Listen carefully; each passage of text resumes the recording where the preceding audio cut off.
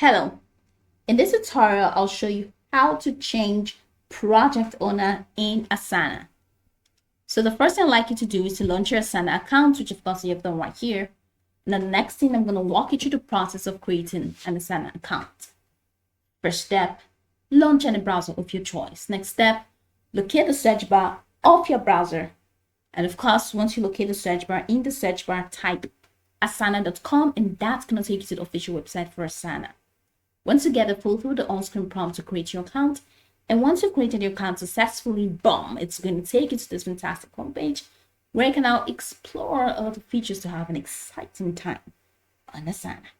So now to really top into today's step, which is how to change project owner in Asana. Okay, so how do you do that? Head over to the left corner of your screen and locate the project that you want to work on. So this is community project plan, and I want to change the project owner of this project. Here's my workspace. I'm going to head over to the top right corner where I have the initials of my name. Click on that and this is going to pop. Whew, awesome. So I do not really have a member because it's task collaborators like AI kind of thing. So I have a real member. So I'm just going to add a member right now.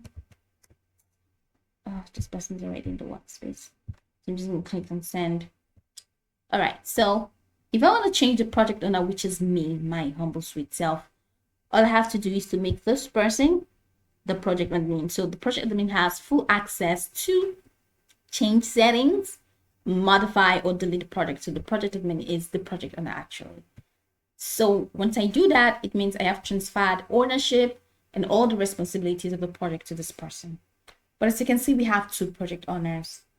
So if I just want to humbly exit this and just leave the whole leadership or ownership thing to one person, I can just click on this project admin and then leave the project. So once I leave the project, it means this person will now be in charge without having to, find me there.